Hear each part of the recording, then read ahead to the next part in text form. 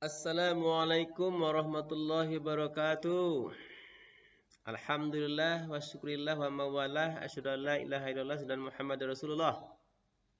Selamat pagi anandaku semua.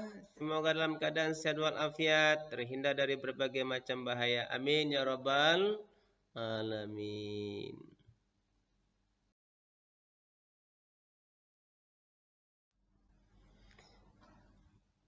Anandaku semua, pada pertemuan kali ini pendidikan agama Islam kita tentang kisah Luqman. Namun sebelum kita mulai, terlebih dahulu kita sama-sama mengucapkan basmalah. Setelah itu doa sebelum belajar. Bismillahirrahmanirrahim. Rabbi zidni ilma warzuqni fahma. Amin. Semoga Allah membukakan alam pikiran kita dan diberinya ilmu pengetahuan yang bermanfaat. Amin ya rabbal alamin. Anak-anakku semua, saat ini kisah Luqman Hakim. Kita membicarakan tentang beberapa contoh keteladanan Luqman Hakim. Pertama, kita tentu mengetahui terlebih dahulu siapa itu Luqman Hakim. Apa arti Luqman Hakim? Luqman Hakim itu adalah Luqman ahli hikmah. Seorang hamba Allah yang saleh. Dia ahli ibadah, memiliki pengetahuan dan hikmah yang luar biasa luas. Sehingga diabadikan dalam Al-Quran oleh Allah Subhanahu wa Ta'ala dikarenakan nasihat-nasihat terhadap anaknya. Ia dikatakan sebagai tukang kayu, ada pula mengatakan hakim pada masa Nabi Daud alaihissalam. Siapapun dia, Luqmanul Hakim adalah sosok ahli hikmah.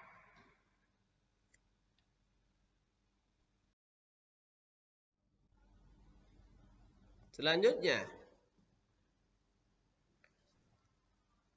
di dalam kisah keteladanan Nabi Luqmanul Hakim, dalam kisah keteladanan Luqmanul Hakim, ada beberapa contoh keteladanan yang dapat kita ambil untuk kehidupan kita sehari-hari.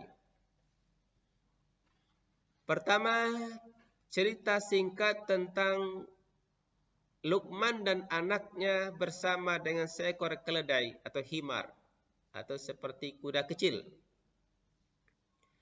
Dalam suatu hari dinyatakan oleh suatu riwayat bahwa Luqmanul Hakim berserta anaknya pergi ke pasar dengan kendaraan himar atau keledai.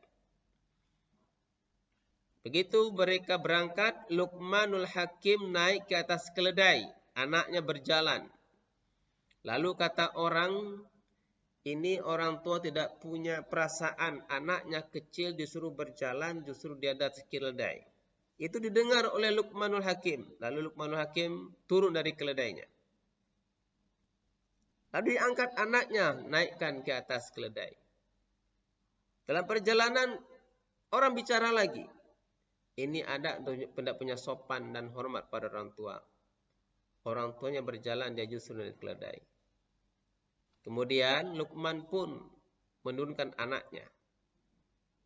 Setelah itu Luqman sama-sama naik ke keledai. Ketemu lagi di jalan oleh orang. Kata orang kepada Luqman, ini orang tidak punya perasaan dan iba kepada keledainya. Keledai kecil dan naik berdua. Turun keduanya. Lalu tidak dinaikin lagi. Sang Luqman dan anaknya beserta keledai berjalan bertiga bersama-sama sampai ke pasar. Anandaku semua, dari peristiwa singkat itu, apa yang dapat diambil suatu ilmu pengetahuan? Maka dengarkan apa kata Luqman pada anaknya yang disampaikan oleh para bial ini.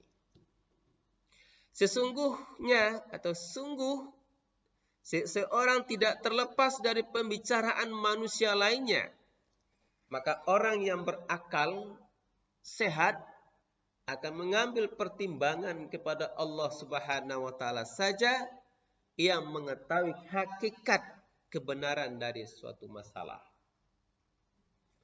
Itu menjadi catatan penting bagi kita sebagai manusia yang mempunyai akal sehat, bahwa kita ini tidak terlepas dari pembicaraan orang lain, baik atau buruk.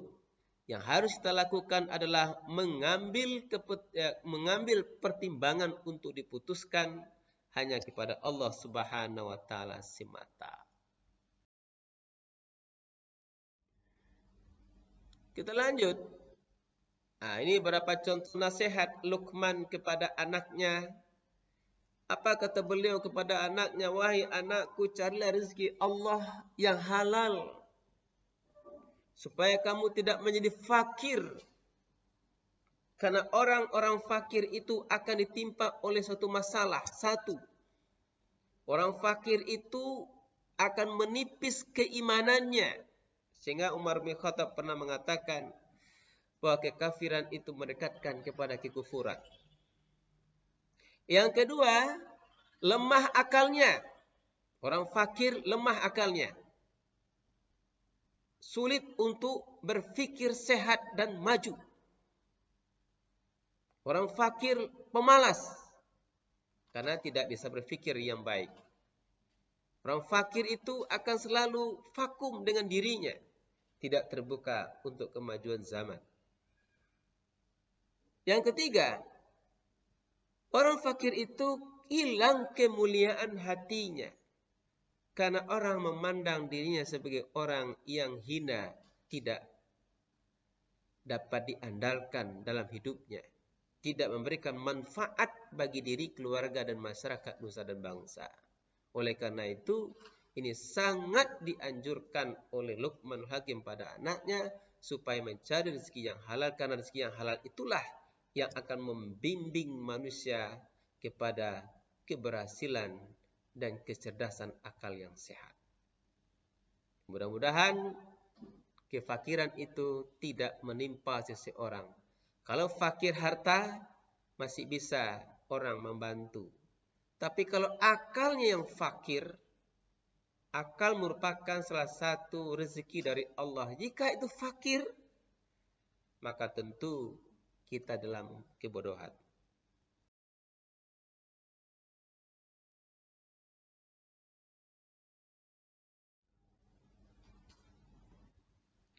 Selanjutnya, kemudian pelajaran yang dapat diambil dari kisah Luqman. Satu, keteladanan seorang bapak dalam mendidik anaknya. Jadi seorang bapak itu adalah sosok yang didambakan oleh orang tua agar oleh anaknya, agar orang tua tadi memberikan nasihat-nasihat bermanfaat pada anaknya. Dan anak harus menunggu kalimat-kalimat yang bernas, yang memberikan nasihat untuk positif pada seorang anak. Dan bahagia, banggalah anak ketika dia mendapatkan nasihat dari sang bapaknya. Kedua, menanamkan nilai tauhid dan keimanan kepada Allah Subhanahu wa taala. Dengan kisah Luqmanul Hakim ini betul-betul dapat memberikan nilai tambah, yaitu bagaimana kita bisa menanamkan nilai tauhid dan keimanan kepada Allah Subhanahu wa taala pada diri kita, semakin hari semakin kuat hendaknya. Sehingga tidak ada perintah Allah Subhanahu wa taala, tidak ada perintah Rasulullah SAW yang diabaikan atau yang dilalaikan. Tidak ada larangan Allah Subhanahu wa taala, tidak ada larangan Rasulullah SAW yang kita langgar dalam kehidupan kita ini. Sehingga kita menjadi umat yang diridai oleh Allah Subhanahu wa taala karena kita melakukan semua apa yang diperintahkan dan meninggalkan segala apa yang dilarangnya dengan kerelaan dan keredaan juga.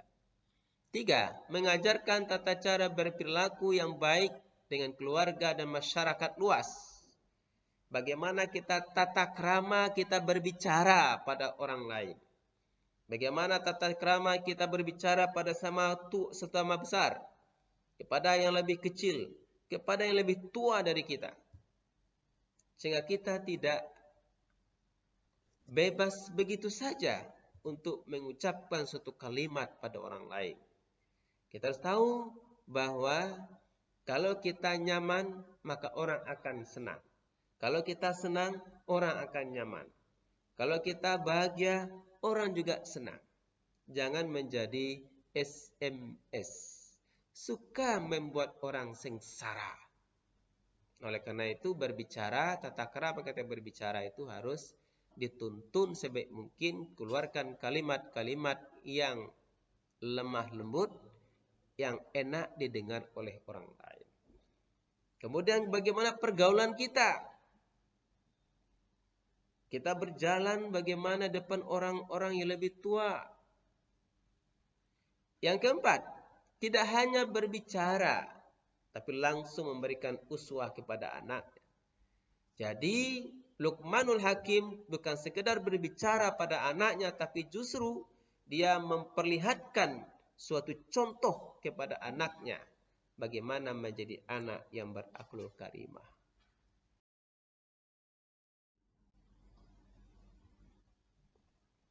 Ada beberapa contoh nasihat Luqman pada anaknya dalam Al-Quranul Karim. 1. Larangan mempersyirikatkan atau syirik kepada Allah Subhanahu wa taala dapat lihat pada surah Luqman ayat 13. 2. Birrul walidain, yaitu berbuat baik kepada kedua orang tuanya. Al-Luqman ayat 14. Sadar dalam pengawasan Allah Subhanahu wa taala.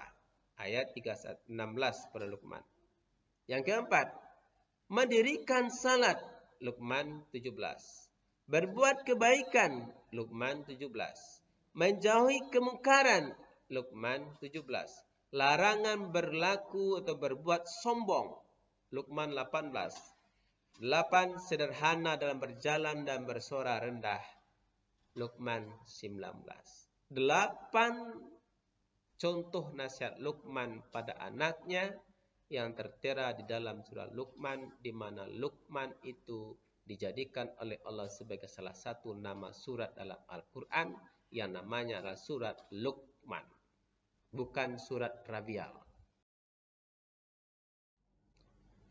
Anak-anak semua, itulah materi kita pada kali ini. Anak-anakku semua, setelah menonton video ini, silahkan selesaikan tugas tamrin 1 halaman 69 sampai 70. Selesaikan tamrin 1 halaman 69 70.